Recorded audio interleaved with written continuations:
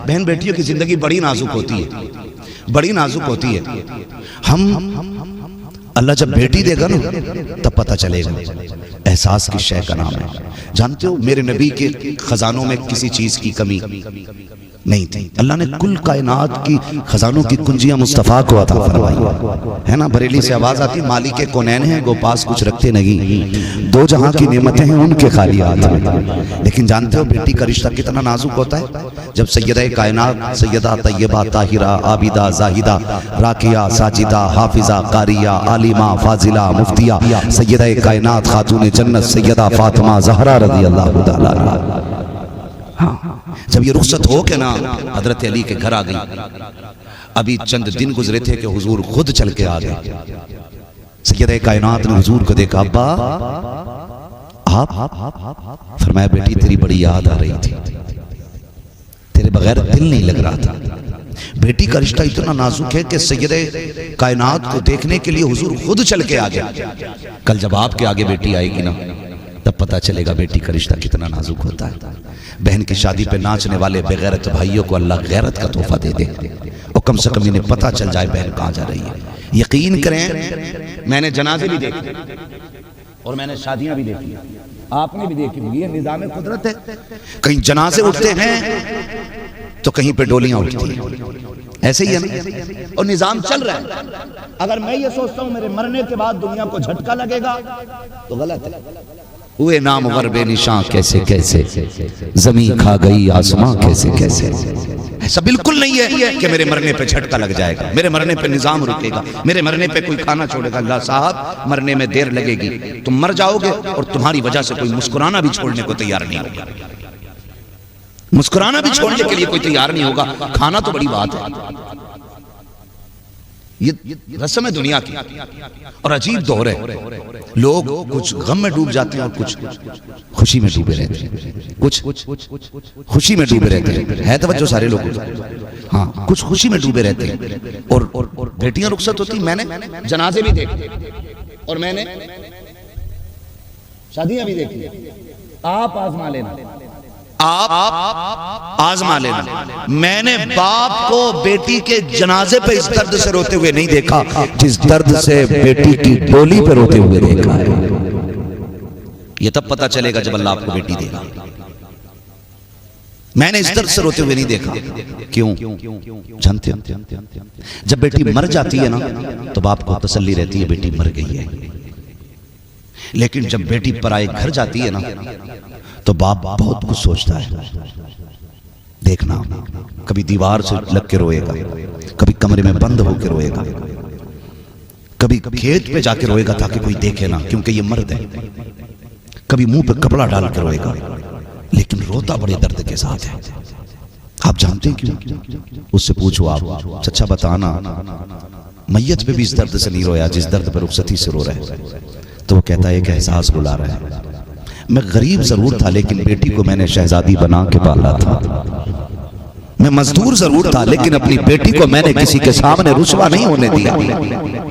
मैं चटनी से खिलाता था लेकिन इज्जत से खिलाता था। आज वो इस ख्याल से रखा हूं, दिया तो भरे घर में है बेटी को, पैसे वाले लोग भी हैं, लेकिन ये सोच के रो रहा हूं कि बेटी पराए हाथ जा रही है। अब रब जाने कि इसको गालियां पहले मिलेंगी या रोटी के टुकड़े पहले मिलेंगे। मैं इसलिए रो रहा हूं कि मेरी बेटी को ताने पहले दिए जाएंगे या खाना पहले दिया जाएगा। यहां रुक के ये बात भी कहना चाहूंगा, खुदा के वास्ते अगर आप शादीशुदा हैं तो किसी की बेटी को नाजायज सताना मत, किसी की बेटी को बिला वजह रोने पे मजबूर मत करना, किसी की बेटी को इस मकाम पे लाके मत खड़ा करना कि वो सस्ते में गिर के अपने रब को एक बार चीख मार के कह दे अल्लाह फैसला तू ही कर दे। अगर बेटी ने इतना कह दिया तो तुझे 70 पीर मिल के भी नहीं बचा सकते हैं। इसलिए कि जब कोई मजलूम तड़पता है तो उसकी आह सीधी जाकर के अर्श से टकरा जाती है, और जब आगे अर्श से टकराती है तो फैसले खुदा के होते हैं, और जब इंतकाम खुदा लेता है तो कोई माई का लाल बचा नहीं सकता है। इसलिए कि कायनात में अगर कोई निजाम चलता है तो परवरदिगार के हुक्म से चला करता है। वाह, बहुत अच्छा, क्या अल्लाह तौफीक, अल्लाह राजी हो आपसे भाई, बड़ी मेहरबानी।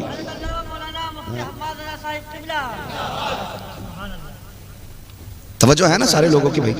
अल्लाह करे कदर करने बेटियों की। बेटियां रुखसत हो तो भाइयों से गुजारिश है, जितना रिश्ता तेरा गहरा है ना उतने सजदे तहज्जुद के लंबे कर दे। मांग अल्लाह से झोली फैला के बहन की खुशियां, क्या मालिक मेरी बहन की आंख में कभी आंसू ना आए। तू एक बार झोली फैला के तो देख, तेरी बहन की साथ पुश्तों तक वो आंसू नहीं आने देगा। आना उसकी चौखट पे आ और मांग के तो देख। लेकिन कौन मांगे? जो कौम डीजे में डूब गई हो, जिसकी नसों में दफ और धमक की तरंगे दौड़ती हो, वो कौम मुसल्लों पे आएगी। वो लोग मुसल्लों पे आएंगे जिनकी माओं ने गाने सुना सुना के पाला हो। मुसल्ले पे फिर वही आएंगे जिनकी माओं ने सोते वक्त ये लोरी आती हों कि मैं सो जाऊं या मुस्तफा कहते कहते खुले आंख सल्ले अला कहते। जी अल्लाह आपको सलामत रखे। मेरे भाई नौजवानों से मेरी गुजारिश है, नहीं करना ये काम, ठीक है ना। और ये जो आजकल ना उसमें बैठाते मायूं में, क्या यही बोले मायूं में, अब तो बेगैरती की इंतहा हो गई। हराम खाने का बहाना ढूंढ रहा। लड़की देखने गया तब ठूस के आया, अपनाने गया तब ठूस के आया, दिन रखने गया तब ठूस के आया। जब सब खा चुके कह रही खाला रह गई, वो रानी देखने ले भाई, खाला का भी भन्ना भर दिया। अब कौन अब मुमानी रह गई, अब कौन अब खलेरी बहन रह गई, अब कौन अब मुमेरी बहन रह गई। हराम का बट रहा है। शादी होने से पहले पहले एक शादी का खर्चा करा देते लोग। दो गाड़ियां भर के जा रहे हैं, नमक का पानी पी के जा रहे हैं कि भाई चल आज फ्री का मिलेगा। जो लोग अपने घर छींचड़े भी उठा के खा जाते हैं, वो पराए घर की बोटियां भी नीचे फेंक देते हैं। खुदा के वास्ते निकले इन चीजों से। एक हाँ ही तो करनी है ना, बच्ची पसंद है, ठीक है जी, तारीख बता दो। और ये काम तो फोन पे भी हो सकता है ना, तारीख बता दो। तो गाड़ियां भर के ले जाने की हमें क्या जरूरत है? मायूं में बैठाने फिरा रहे हो वो ठलुए जिन्हें कोई काम ही नहीं है, फिर उन्हें 1500 का लालच है, फिर आ रहे लड़की को मायूं में बैठाने जा रहे हैं। और बहन बेटियों को भी कंट्रोल करो, इन्हें भी बहाने चाहिए नए कपड़े पहनने के। कपड़े 18,000 के ला के दिए, दुपट्टा 2 कौड़ी का, मच्छरदानी वाले दुपट्टे, और बनेंगी कनीज फातिमा ज़हरा। हद हो गई। मैं तो हैरत में था, गांव में माइक लगाया, मैं सोच रहा यार जलसे का ऐलान करने आया होगा। 28वां रोजा, कह रहा मुबारक हो आपके इलाके में नुमाइश लग गई है। मैंने लानत हो भाई। और नुमाइश में मर्द कम औरतें ज्यादा, बेगैरती की हद हो गई। फिर कह रहे हैं कि फलां के साथ भाग गई, फलां के साथ भाग गई। नाक तब नहीं कटती है जब बेटी आधी रात को गायब होती है, नाक तो तभी कट चुकी होती है जब आपकी बेटी बेपर्दा घर से बाहर कदम निकालती। ये तो अपनी अपनी गैरत की बात है, कौन कितनी महसूस करता है। हाँ, कोई गंदगी के ढेर पे बैठ जाए उसे बदबू नहीं आती, और कोई करवट से निकल जाए तो उसे चक्कर आ जाता। कह रहा शुक्र है जी लिहाज वाली बेटी अभी तक घर से न निकली। हाँ, कहाँ न निकली कि किसी के साथ न देखी आज तक। वैसे तो काफी चल रही है ना नुमाइश में। बेटियों को ये तरबियत नहीं दी जाती। बेटी पाली है खातून जन्नत सैयदा फातिमा ज़हरा ने, बेटी पाली है मौला अली ने। ला तारीख में कोई दूसरी ज़ैनब हो तो ला के दिखा दे, ला के दिखा एक ज़ैनब। बेटे का भाई का चोटी सेहरा है ना, तो दुपट्टा सर पे रुक ही नहीं रहा, नजर उतार रही है, और दुपट्टा सड़क के नीचे, फिर रखे नाम के, फिर नीचे, फिर ऊपर, फिर नीचे। कैसा दुपट्टा जो रुक नहीं रहा। तो कोई आप जी कहते यार तुम्हारी बेटी के सर पे दुपट्टा, अरे क्या ना शादी है यार, आज तो कम से कम उसे शौक पूरे करने दो। ये कह के हम उस वक्त की गलती को छुपाने की कोशिश करते हैं। मेरे भाई मुझे बता तो सही, कोई भी फंक्शन आया, हमारी बेटियों ने ऐसे कपड़े पहने कि जिनको पहनने के बाद भी नंगी नजर आती है, दुपट्टा ऐसा सर पे डाला कि जो पर्दे के लायक तो क्या काबिल तक नहीं था। जरा बता तो सही, तेरी बेटी शादी पे भी पर्दा छोड़ देती है। अगर कयामत में सैयदा कायनात की बेटी सैयदा ज़ैनब ने गिरबान पकड़ के, कलाई पकड़ के इतना कह दिया, बता तूने भाई की शादी पे अपने सर का दुपट्टा उतार दिया, बहन के निकाह के मौके पे तूने दुपट्टा उतार दिया, हमसे पूछ इस चादर की कीमत क्या है। अकबर की लाश सामने पड़ी थी लेकिन फूफी ने चादर नहीं उतारी थी, भांजों की लाशें सामने पड़ी थी लेकिन हमने चादर नहीं उतरने दी थी, मेरे अपने बेटों के टुकड़े सामने थे लेकिन मेरे सर की चादर नहीं उतरी। और तो हद तब हो गई जब मेरे हुसैन के गले को काटा गया, ज़ैनब की चादर नहीं उतरी। हद तब हो गई जब लाशों पे घोड़े दौड़ते रहे, ज़ैनब ने चादर नहीं उतारी। ज़ैनब तू बता दे तेरे सर की चादर क्यों नहीं उतरी? क्या तुझे अकबर प्यारा न था? क्या तुझे असगर से प्यार न था? क्या तुझे कासिम लाडला न था? क्या तेरे होनो मोहम्मद तेरे जिगर के टुकड़े न थे? तो सैयदा ज़ैनब के मजार से आज भी आवाज आती है, अगर मेरे होनो मोहम्मद के बदले में, उनके एक बाल के बदले में कोई सारी दुनिया ला के देता तो मैं एक बाल के बदले में दुनिया को टुकरा देती, एक बाल बेटे का न देती। सैयदा बता तो सकी तेरे सर की चादर रखी, बेटे न रखे। सैयदा ज़ैनब ने कहा यही तो नाना से सीखा है, कुछ रखे या न रखे कयामत तक नबी का दीन बाकी रहना चाहिए। वाह वाह, नारे तकबीर, नारे रिसालत, मसलके आला हजरत ख्वाजा का हिंदुस्तान, हजरत अल्लामा मुफ्ती हम्माद साहिब क़िबला, इस्लाह मुआशरा कॉन्फ्रेंस, नारे तकबीर, नारे रिसालत। वाह वाह, बहुत अच्छा। हुसैनी अगर हाथ उठा के बता दें सुभान अल्लाह, सारे हुसैनी है। अल्लाह सबको करबला वालों के सदक़े में जन्नत का हकदार बना दे। लेकिन यहाँ रुक के हमें एक बात सोचनी पड़ेगी। मैं कहूँ कि भाई मैं बंदा कांग्रेस का हूँ तो मेरी जेब पे बिल्ला समाजवादी का हो, यकीन करेगा कोई? बोलो, नहीं करेगा। मैं कहूँ बसपा में हूँ वो बिल्ला समाजवादी का हो, मानेगा कोई? नहीं मानेगा ना, कहेगा झूठ बोल रहे है ना, झूठ बोल। सोचे हम कहने को हुसैनी है लेकिन किरदार कितने हुसैनी है हमारे, किरदार कितने हुसैनी है। मेरी बहनें बैठी हैं, अल्लाह इन्हें तौफीक दे और वो रुतबे अता करे कि ये भी राबिया बसरिया के दर की कनीज बन जाए। हाँ हाँ, अल्लाह इन बहनों को ऐसी तौफीक दे। हम जानते हैं अगर बहनें पारसा हो जाए ना तो इनके गैरत वाले हाथों की रोटी खाने वाला भाई कभी बेगैरत नहीं हो सकता है। इतना तो हम भी जानते हैं, अगर बहन गैरत वाली होगी तो उसके हाथ के टुकड़े खाने वाला भाई भी गैरत वाला ही बनेगा। और बहनों के सर की चादरें उतर जाए ना तो जितनी चाहे तस्वीर लगा ले, जितनी चाहे ऊंची टोपी लगा ले, जो लुक में खा रखे हैं वो अपनी बेगैरती के असर से आपके खून को बाज नहीं रहने देंगे। ये सबसे ज्यादा जरूरी काम, सबसे ज्यादा जरूरी काम है। मैं सिर्फ एक बात करना चाहता हूँ, मुझे तो हैरत होती है कैसा पर्दा सैयदा ज़ैनब का था, कैसा पर्दा सैयदा ज़ैनब का था कि करबला से दमिश्क, शाम, फिर मदीना, सारा सफर हो गया लेकिन किसी गैर महरम ने ज़ैनब का चेहरा ही नहीं देखा था। एक मुहर्रम से 10 मुहर्रम तक हलीम खाते खाते दांत तोड़ने वाली कौम की बेटियां जब नंगी नजर आए ना तो फिर सवाल तो बनता है ना कि हमने बेटियों को क्या सुना के पाला, क्या सुना के हमने बेटियों को पाला है? हमने वो कपड़े लाके दे दिए जिनमें बेगैरती की हद हो गई। खुदा के वास्ते तारीख का बाब देखें, कितना ताजुब होता है कभी कभी जब यजीद के दरबार में ना अहले बैत अथार के अफराद थे, बच्चियां थी, बेटियां थी, शहजादियां थी। सुने, अल्लाह करे ये बात दिल में उतर जाए। सुन रहे मेरी बात? जब दरबार में खड़े थे ना, पहली बात तो सुबह से शाम तक दरवाजे पे अहले बैत का काफिला खड़ा रहा। इतना बदबख्त था यजीद कि जन्नत उसके दरवाजे पे खड़ी रही थी लेकिन अपने लिए वो जन्नत के दरवाजे न खोल सका। सुन रहे मेरी बात? अपने लिए जन्नत के दरवाजे न खोल सका। बताना ये चाहता हूं, जब उसके दरबार में अहले बैत की शहजादियों को पेश किया गया, एक एक से तारुफ करा रहे, ये कौन है, ये कौन है, ये कौन है, एक एक का नाम पूछ रहे हैं। सुनो बहुत गौर से, नाम पूछते पूछते, नाम पूछते पूछते जब बात सैयदा-ए कायनात की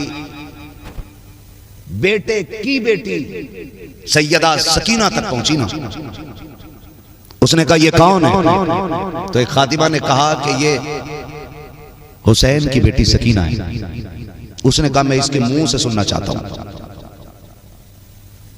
ये बताए ये कौन है? उसने कहा तू बता तेरा नाम क्या है और तू कौन है? कोई जवाब ना है। फिर उसने कहा कौन? इमाम ज़ैनुल आबिदीन ने फरमाया जालिम कुछ तो गैरत कर, सकीना के गले की रस्सी का फंदा इतना टाइट है कि आवाज नहीं निकल रही है। पहले कुछ फंदा तो ढीला हो तब तो बात करे ना सकीना, तब तो बात करे ना सकीना। उसने एक अपने फौजी को इशारा किया, जा रस्सी का फंदा खोल, दम घुट रहा है, सांसें टक रही है, हर कोई ये चाहता कोई मुझे बचा ले। जब फंदा इतना टाइट हो कि गला लग रहा हो, एक फौजी आगे बढ़ा, हजरत सकीना दौड़ के हजरत ज़ैनब के पास पहुंच गई। वो फौजी वहां गया, वहां से हटी इमाम ज़ैनुल आबिदीन के कदमों में आ गई। कहा क्या मामला, ये फंदा ढीला क्यों नहीं करने देती? तो इमाम ज़ैनुल आबिदीन ने कहा कुछ तो गैरत कर और जरा शर्म कर, देखता नहीं ये अली के घर की बेटी है तो 7 साल की, लेकिन सकीना को ये भी गवारा नहीं है कोई गैर मर्द हमारे जिस्म को हाथ लगा दे। तारीख गवाह है, इमाम ज़ैनुल आबिदीन ने अपने हाथ से फंदा ढीला किया था। आज कितनी बेगैरती हमारे घरों के अंदर आ गई है, कोई हिसाब है? इसे कल्चर कहते, इसे फैशन कहते। और बेटियां, अल्लाह माफ करे, अगर किसी शरीफ की शरीफजादी भारी कपड़े पहन के सर छुपा के और चादर नीचे डाल के आ जाए ना, कहते हैं दकियानूसी सोच है। पहले जमाने की अनपढ़ है, अनपढ़ दमार। ऐसे दौर में कोई इतने भारी दुपट्टे ओढ़ रहा, तो मैं कहता हूं वो अंधेरा की भला था कि कदम राह पे थे, रोशनी लाई है मंजिल से बहुत दूर हमें। खुदा के वास्ते अपने घरों में पर्दा दे दो और इतना अच्छा कर दो अपने घरों को कि हमारे घरों में अल्लाह फिर से हुसैन तो ना सही लेकिन हुसैन के गुलाम पैदा फरमा दे। मैं फिर ये बात कहूंगा, हर जलसे में कहता हूं। एक बंदी ने गैर मुस्लिम थी और लेक्चर देते हुए एक बात पूछी। उसने कहा कि 1400 साल हो गए मुसलमानों में, आज तक एक ही हुसैन हुआ है, दूसरा क्यों नहीं? गैर मुस्लिम का ये सवाल था लेक्चर देते हुए। 1450 साल में मुसलमानों में एक ही हुसैन पैदा क्यों हुआ? कोई जवाब न मिला। कोने से बूढ़े ने उठ के कहा मैं बताऊं? कहा क्या? कहा सुन, आज तक 1450 साल हो गए, कोई फातिमा भी तो दूसरी दुनिया में नहीं आई है। तुम मुझे फातिमा ला के दे दो, मैं तुम्हें हुसैन ला के दिखा दूंगा। पता ये चला माए पारसा होती हैं तब बेटे हुसैन बनते हैं, माए पारसा होती हैं तब बेटे हसन बनते हैं, माए पारसा होती हैं कुरान की कारिया होती हैं तब बेटे नेज़े पे चढ़ के कुरान पढ़ा करते हैं। हुसैन को नेज़े पे कुरान पढ़ना था क्योंकि माँ ने दूध पिलाया ही कुरान सुना के था। इसलिए माँ बहनों से गुजारिश है, हम आप अपने मुआशरे को खूबसूरत करें। गानों की रस्में, ढोल तमाशे ये सारे बंद कर दें। अगर गाने बजाने तो जहेज में कुरान देना बंद कर दो। अगर डीजे पे बारात लानी है तो फिर कुरान लेकर ना जा। औकात दिखा अपनी कि तू वो कुत्ता है जिसे अल्लाह रसूल से कोई प्यार ही नहीं, मैं डीजे लेके आया था, कुरान से मतलब नहीं है। और अगर कुरान से मतलब है तो डीजे बंद करो और दुनिया को बता दो हम कल भी कुरान वाले थे, हम आज भी कुरान वाले हैं और कल भी कुरान वाले रहेंगे इंशाअल्लाह। करेंगे इंशाअल्लाह ये कोशिश, करेंगे इंशाअल्लाह ये कोशिश। तो मैं अर्ज कर रहा था हज़रत उमर फारूक आज़म से हमने अहले बैत का अदब सीखा। कहाँ खोलेंगे गेसु यार ने, खुशबू कहाँ तक है। फिरोज लल्ला अभी तो तकरीर शुरू हो रही है। थक गए? नहीं ना, चले फिर आगे। हमने अदब भी सहाबा से सीखा है। हजरत उमर फारूक आज़म आधी दुनिया का बादशाह है ना। सफीर आया ईरान का, सफीर आया और सफीर ने कहा कि जी मुझे तन्हाई में थोड़ी बात करनी है आपसे, बात करनी है तन्हाई में। कहा ठीक है। आप अपने दारुल खिलाफा में गए और अपने बेटे से कहा, अब्दुल्लाह इब्न उमर से कहा, सुन गेट पे खड़ा हो जाओ, कोई भी आ जाए अंदर आने मत देना, मैं बड़ी जरूरी मीटिंग कर रहा हूं। ये कौन कह रहा है? हजरत सुभान अल्लाह, हजरत आपको बात याद है ना? हजरत उमर कह रहे कोई भी आ जाए अंदर आने मत देना। हजरत अब्दुल्लाह इब्न उमर, हजरत उमर के बेटे खड़े अंदर। हजरत उमर एक सफीर से बात कर रहे हैं। बात करते करते इसी बीच में इमाम हुसैन आ गए। जब आए ना तो कहा मुझे अमीरुल मोमिनीन से मिलना है। कहा अंदर है। कहा मैं जा सकता हूँ? कहा इजाजत तो नहीं है। उन्होंने मुझसे तो मना किया लेकिन आप मालिक के जा सकते हैं। तो आपने कहा ठीक है, अमीरुल मोमिनीन मसरूफ आदमी है, जोहर में आएंगे वहां मुलाकात हो जाएगी। ये कह के आप चले गए। लेकिन मजाल है कि अली की औलाद आए और खुशबू ना आए, ऐसा तो हो ही नहीं सकता है। बाहर निकले, अमीरुल मोमिनीन समझ गए। कहा बेटे कोई आया था?